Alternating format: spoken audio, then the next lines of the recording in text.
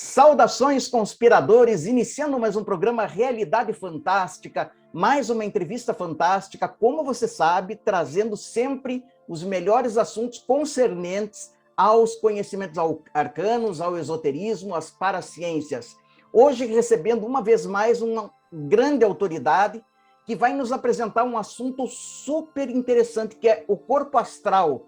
Do que é feito o corpo astral, como ele se comporta, como ele pode ser ativado, como é que podemos entender esse corpo intermediário que faz essa ligação entre o nosso corpo espiritual e o nosso corpo físico. Antes de você conhecer o nosso entrevistado, que é muito ilustre e já esteve aqui conosco, vou pedir para você acionar o sininho, deixar o seu like e se inscrever no canal. Lembre-se também que você pode ajudar o canal Realidade Fantástica através do Seja Membro. Você se torna nosso sócio colaborador e assim você nos permite continuar levando tanto conhecimento a tantas pessoas.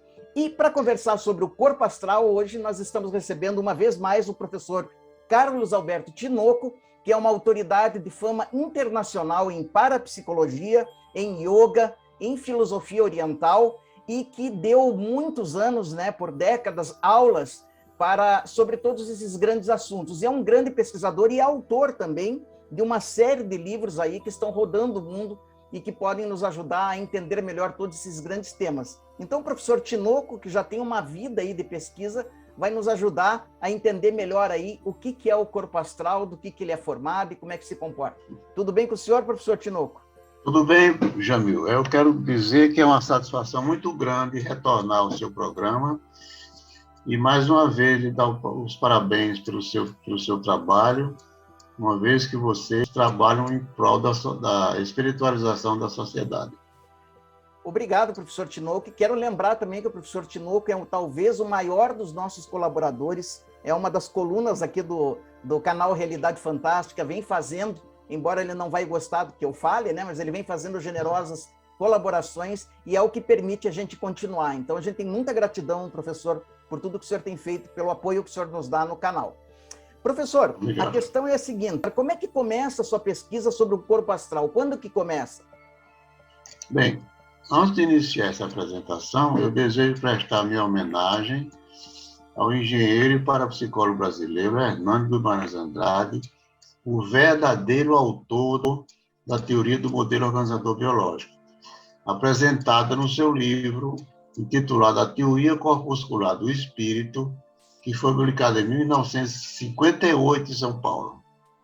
Aí está o livro dele. Meu velho amigo, que foi o fundador do Instituto Brasileiro de Pesquisa Psicobiofísica em São Paulo, o qual foi visitado por inúmeros parapsicólogos e cientistas russos, norte-americanos, e eles tinham uma correspondência vastíssima com todo mundo. Então, o mérito da ideia do organizador biológico é principalmente do Hernani Guimarães Andrade.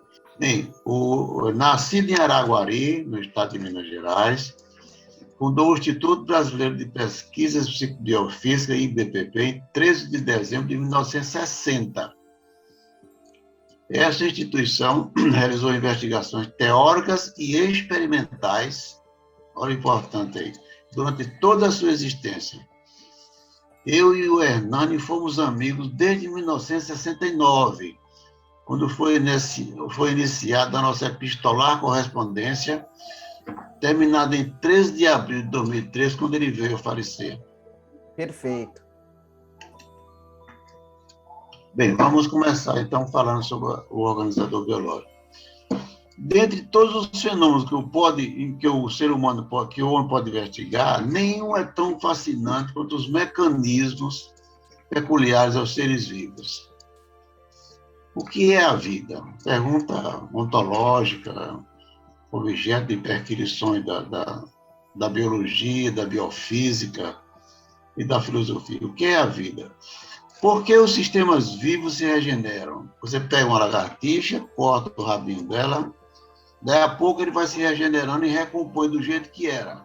É verdade. Então, o que é isso? Por que não dá uma coisa disforme? Por que não termina ali tudo? Por que esse rabinho da lagartixa se recompõe do jeito que era antes? Por que os seres vivos persistem em se manter vivos num trabalho contra as forças degradadoras da entropia. A entropia é a medida quantitativa da desordem. Enquanto um sistema físico não vivo, se você deixar o entregue a si mesmo, ele tende para a desordem, a vida tende para a ordem. Claro. Reduzir-se-ão os organismos vivos apenas às forças físico-químicas? Eu acho que não. Será a vida um fenômeno oriundo das forças cegas do acaso, num processo de ensaio e erro testado no seio da natureza ao longo dos bilhões de anos da história da Terra? Tem havido uma finalidade teleonômica? Estaria encerrado dentro do áxice desóxibo-ribonucleico o mecanismo integral da morfogênese embrionária? Como explicar o processo da diferenciação celular durante o fenômeno da ontogênese? Ontogênese é uma palavra da biologia que serve para designar a origem do ser. Uhum. Então, ontogênese é a origem do ser vivo. Qual o escultor misterioso que modela o ser a partir do óvulo fecundado, de modo que cada parte do embrião em desenvolvimento se defina lenta e irreversivelmente? Isso é uma pergunta muito difícil. A maioria dos biólogos, biofísicos, bioquímicos acha que o segredo da vida está no DNA. Eu acho que está em parte no DNA, apenas em parte. Então, eu vou projetar o próximo slide para que você veja o que é que acontece quando o ovo é fecundado. É o seguinte, quando aparece a célula germinativa feminina fecundada, ele se divide em dois, aqui na primeira figura, depois em 4, depois em 8, depois em centenas. E isso aqui é chamado de mórula, que eu estou passando a ponta do mouse em si. Isso aqui é chamado de mórula. A mórula, quando cortada, ela é oca, como mostra essa figura aqui, ó. Ah, perfeito. Então, aqui está um corte. Bem, onde está o algarismo número 1, aqui nesse invaginamento, é que começa a se desenvolver o embrião. À luz dos conhecimentos atuais disponíveis pela biologia molecular, não há, por enquanto, resposta a todas essas perguntas. A problemática da vida é bastante complexa para ser respondida pelo conjunto das leis que formam o quadro dos conhecimentos humanos, do conhecimento humano. Todos os esforços para explicar os fenômenos vitais dentro das leis estabelecidas são insuficientes até o presente momento. O problema da essência da vida fica ainda mais complicado quando examinamos os fenômenos ditos paranormais peculiares aos seres vivos. Não é só o ser humano que apresenta fenômenos paranormais, os animais também. Ah, os animais também? Também, por exemplo, Rupert Sheldrake, o famoso biólogo e bioquímico inglês, ele tem um livro cujo título é O que os cães sabem quando seus donos estão retornando. Olha só. Ele fez uma pesquisa e verificou que, em muitos casos, quando os donos desses cães estão no trabalho e começam a se preparar para retornar ao lar, o cachorro corre para a porta. É verdade. Né? Quem tem cachorrinho e já teve um pet sabe que isso é verdade, né? Como se sabe, os sistemas vivos são dotados de capacidade de geração de fenômenos que fogem à nossa compreensão, examinados sob o enfoque das leis físicas conhecidas. Esses são os fenômenos paranormais, como eu já falei antes. A atenção moderna sobre este aspecto começa a se concentrar não apenas no simples registro do paranormal, mas, sobretudo, na sua interpretação. Ou seja, por que a mente de uma pessoa, em determinadas circunstâncias ainda ignoradas, cujas causas são ignoradas, pode ter acesso ao conteúdo da mente de outra pessoa que está distante? Como é que a mente de uma pessoa pode ter acesso a um fato que ainda não aconteceu? E isso é interessante, que é independente de tempo e espaço, né, professor? Então, a mente, ao que tudo indica, é uma estrutura complexa que está fora do espaço-tempo. Então, as atenções modernas sobre esse aspecto começam a se concentrar não apenas no simples registro paranormal, mas, sobretudo, na sua interpretação. Já não é mais possível negá-los, voltarem as costas, como as filhas do rei Lear, após a divisão do seu reino, na imortal peça teatral de William Shakespeare. Uhum.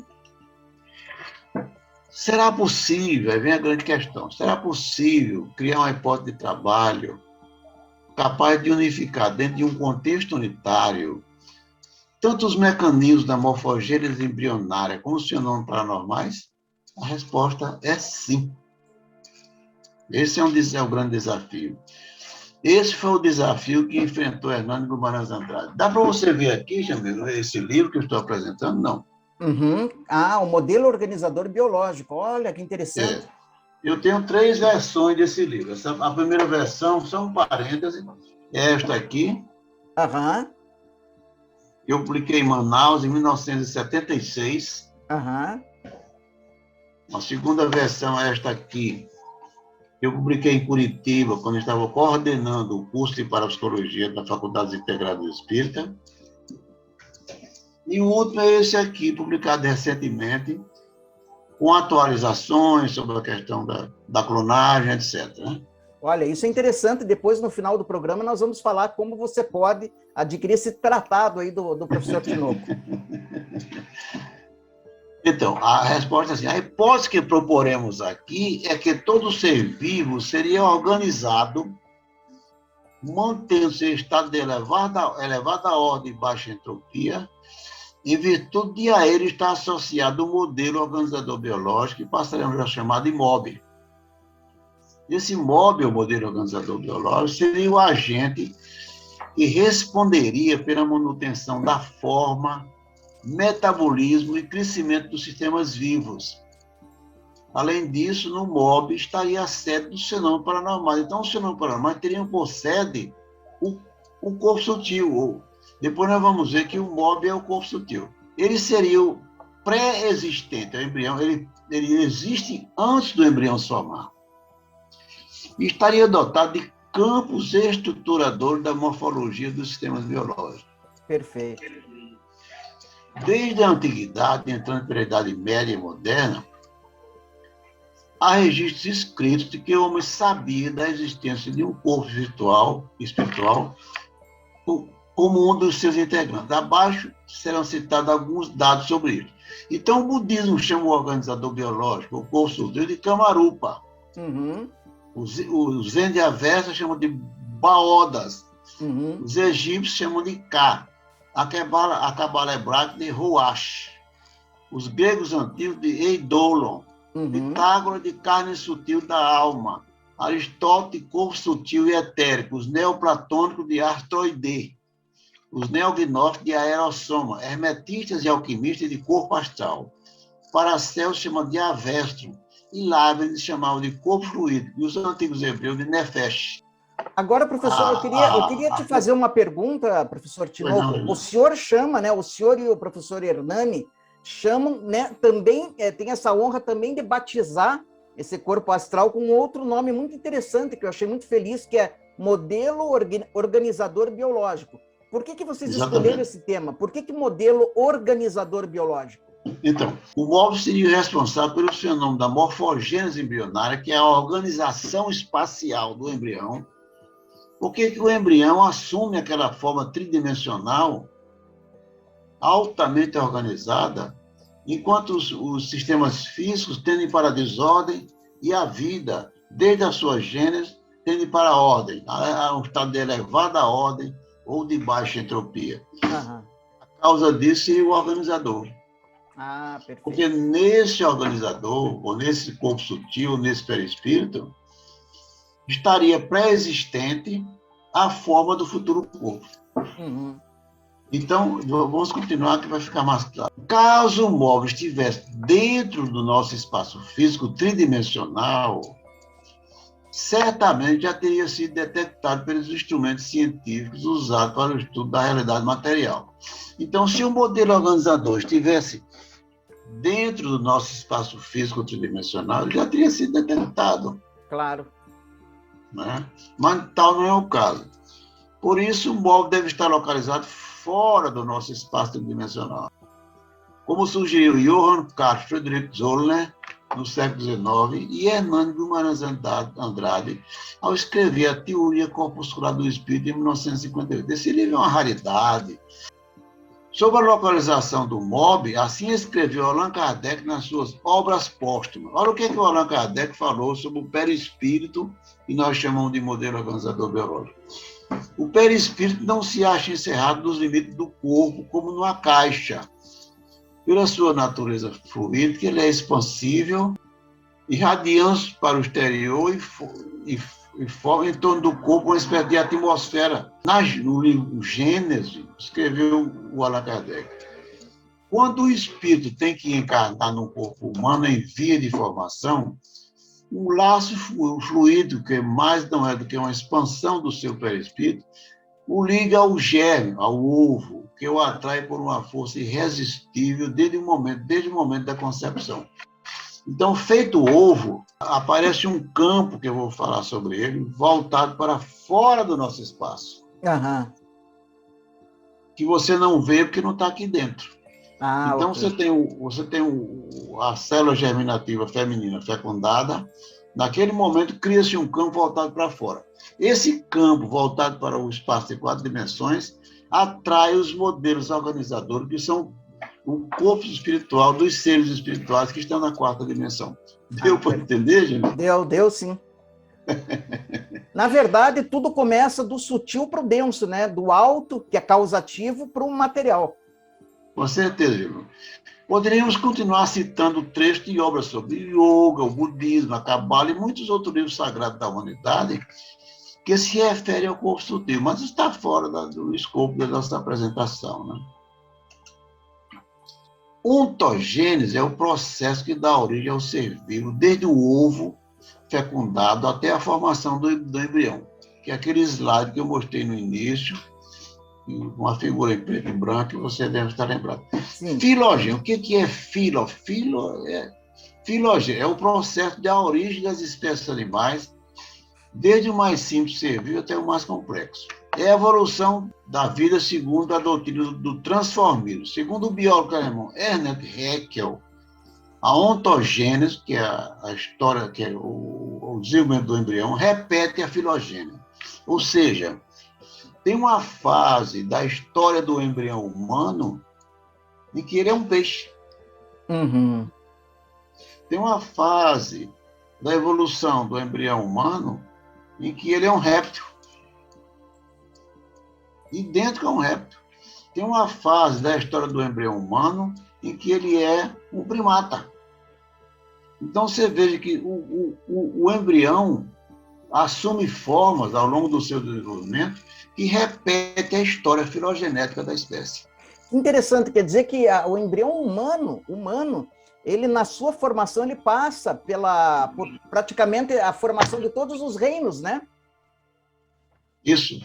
Então, durante a ontogênese, há uma repetição da história filogenética da espécie a qual pertence aquele embrião. Interessante. Deu para entender, não é, Jamil? Perfeito. Muito interessante. Olha aqui, essa figura. Aqui nós temos uma sequência, aqui onde está a ponta do mouse, descendo, você tem uma sequência de figuras que constitui a evolução do embrião de vaca. Uhum. Aqui na figura da coluna do meio, você tem um conjunto de desenho de embriões, que é o embrião de coelho. E aqui, na terceira coluna da direita, a outra coluna da direita, você tem uma série de figuras que mostram a evolução do embrião humano. Ora, perfeito. Não tem diferença aqui, ó. Então, nessa fase aqui, o embrião é a mesma coisa que o embrião de um peixe. Então, o embrião está assumindo forma, olha aqui. Olha o bebê. Olha o coelhinho. Olha o embrião de vaca. Então, o embrião está repetindo as formas que a ontogênese está repetindo a filogênese. Então, eu vou mostrar uma figura aqui. Aqui tem um esquema do que seria o organizador biológico. Esse plano aqui embaixo seria o espaço de 3 dimensões onde a gente corta o espaço de 3 dimensões por um plano e dá uma figura de 2. Uhum. Então, observe essa figura aqui. Ó. Essa primeira figura aqui embaixo é um peixe. Essa segunda aqui é um réptil. Essa terceira figura é um primata. Uhum. E essas figuras, o embrião assume essas formas. O embrião humano assume essas formas. Até chegar na fase hominal. Aqui, quando eu estou passando o mouse, na segunda coluna de baixo nessa coluna de baixo para cima, está o corpo físico, que ele é sanduichado pela cúpula e pelo mob, que é esse cone inferior. Deu para entender, meu amigo? Perfeito. É sensacional, sensacional isso, professor. Pois essa é a ideia do organizador biológico, onde a ontogênese repete a filogênese. Isso é um fato pouco conhecido, Jamil, de que na evolução do ser vivo, na ontogênese, há uma repetição da filogênese. É verdade, e é uma coisa que a própria ciência já reconheceu há muitas décadas, mas não é muito conhecido e o alcance disso também não é muito refletido, né? Pois é, então o MOB está num espaço de 4 dimensões, que ele apresenta uma organização no espaço e uma organização no eixo do tempo, que é esse eixo imaginário que atravessa a figura de cima para baixo. Tá. Então é uma organização espaço-temporal e o MOB, portanto, é uma figura de 4 dimensões e não é observado. Aqui embaixo está o ovo, tá vendo a pontinha inferior? Uhum. Então, aqui se gera um campo que vai puxando esse organizador biológico para dentro do espaço físico e ele vai desenhando essas formas. Agora, eu queria falar disso aqui. Ó. Que a ideia do MOB por enquanto, é uma hipótese. Né? Uhum. Só o Hernando Guimarães Andrade que construiu equipamentos chamado tensionador espacial eletromagnético, que é uma máquina de concepção muito complexa, que eu não vou falar aqui, porque foge um pouco aos objetivos da nossa entrevista. Então, eu vou dizer, na nossa hipótese de trabalho, admitimos que durante a ovulação das fêmeas, um campo eletromagnético é gerado, estando voltado para o espaço de 4 dimensões. Esse campo atrai o MOB para que ocorra a reencarnação. Sendo este atraído para o útero das fêmeas, agregando moléculas orgânicas durante a formação do embrião. Essa ideia é em contrapôs aos experimentos do médico norte-americano Dr. Harold Saxton Burr, que na década de 30 mapeou com o voltímetro de alta resolução o campo eletromagnético em torno de seres vivos. No caso das fêmeas, esse campo sofreu um aumento considerável durante a ovulação. Olha só. Então, a fêmea é fecundada na relação sexual macho-fêmea de um animal, e assim que ela é fecundada, que surge o ovo, aparece um campo eletromagnético dentro do nosso espaço físico, detectado por instrumentos como o voltímetro de alta precisão. Só que esse campo que é detectado aqui também se volta para o espaço de 4 dimensões. O Dr. Burn denominou esse campo de campo da vida ou life field. Uhum. Aqui está ele. Perfeito. Esse médico norte-americano tem um livro raríssimo chamado Blueprint for Immortality, o passaporte para a imortalidade. O Hernando Guimarães Andrade me fez presente desse livro. Que coisa. Que está na minha biblioteca, só para vocês saberem que existem essas coisas. Fantástico, sensacional. Você veja bem, Gil, o DNA é uma molécula enorme, que deve ter mais ou menos uns 2 metros de comprimento, que é comprimida e está no núcleo da célula. Uhum. Mas descobriu-se, já tem algum tempo, que fatores como alimentação, fatores culturais e fatores não fora do núcleo, como no citoplasma das células, contribuem para a ontogênese embrionária. Então, se o DNA que está no núcleo fosse apenas o único responsável pela ontogênese, por que a alimentação, fatores sociais, fatores e outros fatores que eu não me recordo agora, estariam influenciando também na geração do embrião. Então, não é só o DNA. Tem algo a mais. Tem algo a mais. Então, sabe-se atualmente que fatores citoplásmicos estão fora do núcleo da célula, estão presentes na formação do embrião. Então, citoplasma é aquela camada da célula que envolve o núcleo. O DNA está no núcleo. Uhum. Se fatores citoplásmicos influem na formação do embrião, então está fora do DNA. Olha só. Além disso, fatores ambientais, como eu já disse, podem também responder pelo referido mecanismo. Certamente, a teoria do modelo organizador é mais complexo. Eu estou fazendo um resumo, até, de certo modo, um tanto apressado, porque é em virtude do nosso tempo, já viu? Uhum. Então, a teoria do modelo organizador envolve concepções como matéria psi, campo biomagnético, biom, percepto, intelecto, etc. Abordar aqui das questões implicaria ampliar em muito esta apresentação. Para concluir, desejo mais uma vez prestar homenagem ao Hernando Guimarães Andrade, autor e idealizador da concepção do MOB, meu mestre em parapsicologia. O MOB foi primeiramente denominado por Hernando Guimarães Andrade de modelo dinâmico espiritual, no seu livro A Teoria Corpuscular do Espírito. Agora veja uma coisa aqui. O parapsicólogo, o falecido parapsicólogo norte-americano chamado Dr. Ian Stevenson, foi um famoso estudioso da reencarnação. Vejam o que é que ele descobriu. Uhum. Estudando o caso de reencarnação ao longo do... Ele tinha dinheiro à vontade, porque ele foi financiado pela Xerox. Ah. O dono da Xerox financiou as pesquisas do Einstein.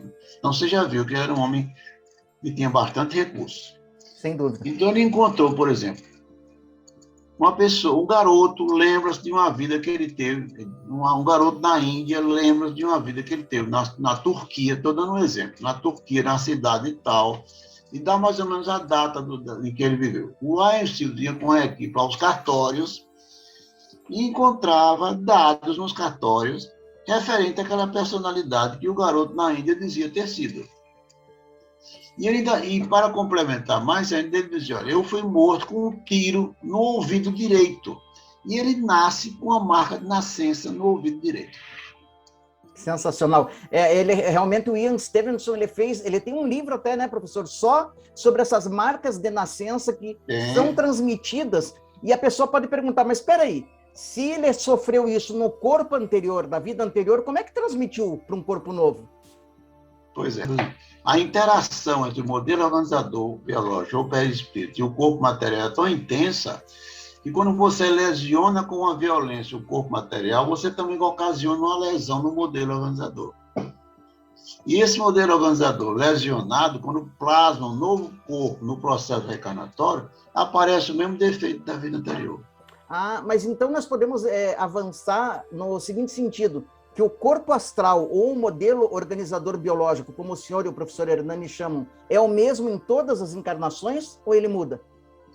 O modelo organizador de uma vida, em virtude do karma, que é uma coisa que, infelizmente, não há tempo de a gente falar aqui, o karma quando a gente se relaciona com pessoas ou coisas nesta vida, relação entre pessoas, por exemplo, surge uma ligação chamada karma. Essa relação pode ser de ódio, de amor, etc. E isso se acumula no corpo astral.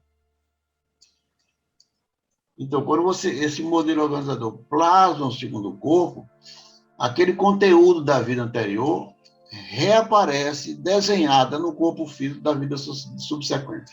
Olha só que interessante. Isso é sensacional. Aqui, ó. Na página seguinte, na Índia, um homem teve a mão amputada por uma prensa. Ele renasceu com os dedos da mão cortados. E o interessante é que ele lembra de tudo que aconteceu com ele na vida anterior. Lembra da prensa, da cidade onde nasceu, o nome dos pais, o nome da família, etc, etc. Na página seguinte, mulher lembra de sua vida passada quando foi atingida por um trem que cortou sua perna direita em Burma, renasceu com a marca de nascimento. Que coisa. E aqui Sensacional. está a bibliografia que eu apresento. Professor, é sensacional, realmente é sensacional, eu estou fascinado, principalmente vocês, caros amigos, né, caros conspiradores, já perceberam que o professor Tinoco é um gênio. Esse homem é um gênio, a gente conhece ele já há muito tempo, ele é um pesquisador que não pode ficar escondido, já. Ele é celebrado, acho que mais internacionalmente do que nacionalmente. Então, nós vamos estar trazendo o professor Tinoco aí, muitas vezes, para compartilhar todo esse conhecimento. Mas, professor Tinoco, para as pessoas que têm dificuldade em, por exemplo, conseguir o livro do professor Hernani, né, a teoria corpuscular e etc., elas podem adquirir o seu livro, né, sobre o modelo organizador biológico, e ali vai ter toda a teoria, toda a demonstração, não é? Tem. Sobretudo o último, de capa cor-de-rosa, que eu acabei de mostrar para vocês. Olha, eu tenho lá realmente, o a quarto gente livro. aconselha que vocês adquiram os livros do professor Tinoco sobre parapsicologia, sobre yoga. Vocês viram na nossa entrevista anterior com ele que ele é um especialista em Upanishads, traduziu várias das Upanishads para o português. Quer dizer, é um homem que é um arcabouço de conhecimento. Então, realmente recomendamos que você adquira os livros do professor Tinoco, sobretudo esse, né, que tem a ver com o nosso tema de hoje, porque o estudo e a surpresa serão realmente bastante compensadores. Professor Tinoco, o senhor vai voltar também para falar sobre o Tantra, né? Assunto que é tão falado e tão mal falado aqui no Ocidente, porque se existe muita ignorância, existe muito pouco conhecimento, e o senhor, eu sei que é um especialista em Tantra, então já está convidado para a gente fazer mais uma entrevista sobre o Tantra e vamos levar esclarecimento às pessoas. Topa? De acordo, Jamil, estou ao seu dispor. Uma satisfação poder colaborar com você. Então, perfeito, professor Tinoco. Agradeço demais a sua gentileza. Os seus contatos estão aparecendo aí. Para quem quiser lhe escrever, quiser lhe convidar para palestras, quiser mais informações sobre todos esses temas. E espero que o senhor volte muitas vezes ao programa. Muito obrigado, Jamil. Sucesso eu desejo no seu programa. Prazer estar aqui. Perfeito. E a vocês todos que estiveram conosco, o nosso abraço. Não se esqueça novamente, olha, de se inscrever, acionar o sininho, deixar o seu like. O que você achou da entrevista? Você já teve alguma experiência com o teu corpo psíquico, com o teu corpo astral, com esse modelo organizador biológico? Escreve aí que a gente lê todos os comentários. Lembrando sempre que o mistério está entre nós.